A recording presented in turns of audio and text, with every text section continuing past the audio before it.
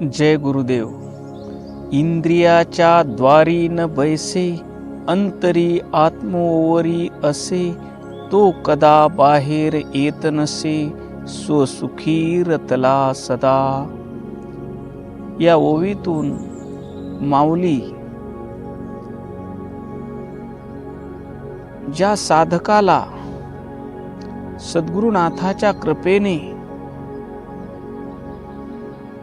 देहभाव निघून जाऊन आत्मभावाची प्राप्ती झाली आहे, तो साधक जीवनाच्या व्यवहारात कसा राहतो, कसा वागतो, याचं सुंदर वर्णन या ओवीतून माऊलीने केलेलं आहे.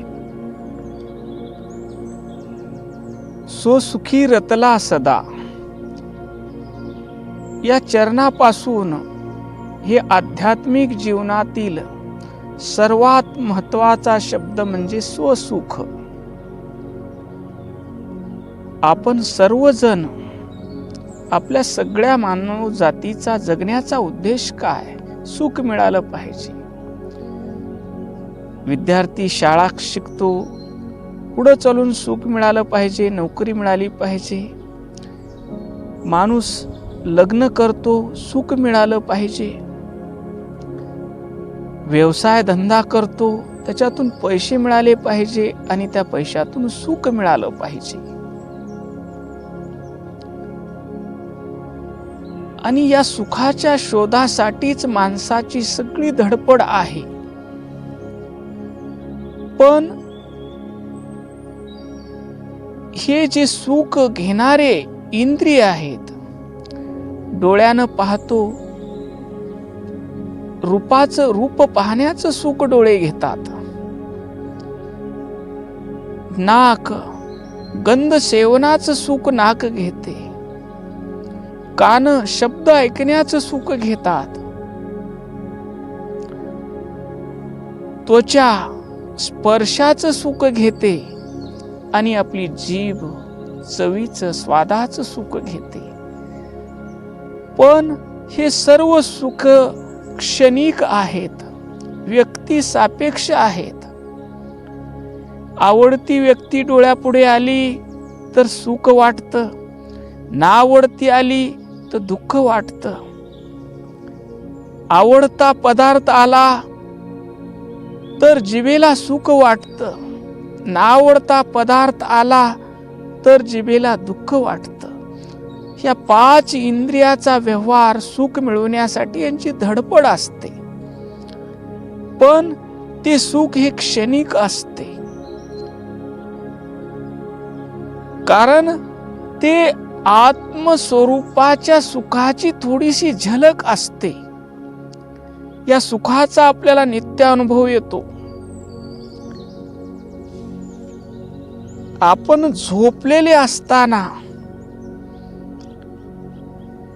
शब्द स्पर्श रूप रस गंध हे शोधणारे 5ही इंद्रिय काहीच काम करत नसतात आणि मनही काही काम करत नसतं. आणि जागे झाल्यानंतर आपण म्हणतो सुखानं झोप लागली. तर मन इंद्रियाचा व्यवहार सोडल्यानंतर जे सुख मिळते ते अखंड सुख आहे, आनंद सुख आहे. ते आपल्या आत्मस्वरूपाचं सुख आहे. अग्नीचा स्वभाव आहे उष्णता देणे,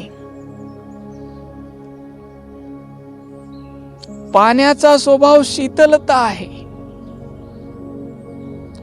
तसं आत्म्याचा स्वभाव आनंद स्वरूप आहे, सुख स्वरूप आहे. मग हे ज्यांना हे सुख स्वरूपाची प्राप्ती झाली आहे नव्हे, ते सुख स्वरूपच झालेले आहेत. ज्यांना या अमृताची प्राप्ती झाली आहे ते विषय सुखाच्या क्षणिक सुखाच्या कशाला मागे धावतात. म्हणून म्हणतात इंद्रियाच्या द्वारी न बैसे. तो इंद्रियाच्या द्वारातून सुख पाहिजे अशी याचना करत नाही, भीक मागत नाही.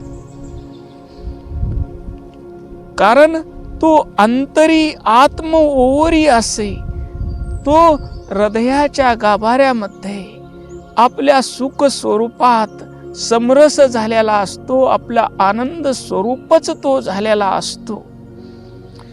तो कदा बाहेर येत नसे, तो कधीच बाहेर येत नाही. आत्मस्वरूपापासून तो बाहेर येत नाही. स्वसुखी रतला सदा, त्या स्वसुखामध्ये तो मस्त असतो.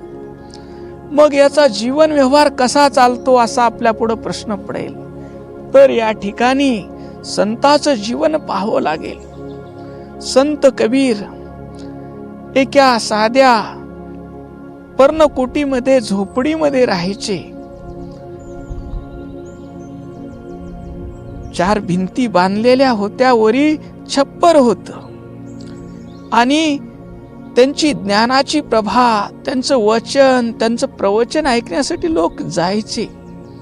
एका श्रीमंत माणसाला वाटलं की आपण या संताला काहीतरी द्यावं, यांचं दारिद्र्य दुःख दूर करावं. कबीर चादर विणत होते आणि तो श्रीमंत माणूस आला आणि महाराज, एक हिरा आणलेला आहे, अतिशय मौल्यवान हिरा आहे आणि तुम्ही हे घ्या, तुमची गरिबी दूर होऊन जाईल. त्यावेळेस कबीराने त्या हिऱ्याकडे पाहिलंही नाही. पुन्हा तो माणूस म्हणू लागला, महाराज अतिशय मौल्यवान आहे. मौल्यवान आहे तर मग त्या भिंतीमध्ये जी रिकामी जागा आहे 2 दगडाच्या मध्ये, तिथं ठेवून दे. आणि त्यांनी सांगितल्याप्रमाणे त्या श्रीमंत माणसानं तो हिरा ठेवला. 2 वर्ष गेले आणि तो श्रीमंत माणूस पुन्हा कबीराकडे आला की त्याला वाटलं आता महाराजांनी ते हिरा विकून मोठं घर बांधलं असेल आणि ते आनंदात असतील. त्यावेळेस तो आला, त्याला तीच झोपडी दिसली आणि त्यांनी महाराजाला विचारलं, मौल्यवान हिरा तुम्ही घेतला नाही का? तू कुठं ठेवलास? तिथंच असेल बघ. तर आश्चर्य, त्यावेळेस तो हिरा त्या दगडाच्या छिद्रामध्येच होता. 2 दगडावर दगड रचलेलं भिंती होत्या आणि वरी छप्पर घातलेलं होतं. त्यावेळेस त्यानं विचारलं, तुम्हाला ही हिरा विकाव वाटला नाही का? त्यावेळेस त्या संतांनी उत्तर दिलं, आम्हाला दगड आणि हिरा समान आहे, माती समान. तयाशी लोह कांचन, गारा आणि समरत्न माती समान. आम्ही आनंद स्वरूप आहोत, आनंद स्वरूपात विचरण करतो. आम्हाला बाहेरल्या कुठल्याही डोळ्यानं हिऱ्याचं महत्व तितकंच आहे जितकं एका दगडाचं आहे. अशा आत्मानंदात राहणारा साधक या पंच इंद्रियाच्या माध्यमातून बाहेरच्या सुख घेण्यासाठी धडपड करत नाही, कारण तो सुख स्वरूप अशा आत्म्यामध्ये स्थिर झालेला असतो. ओम शांती शांती शांती.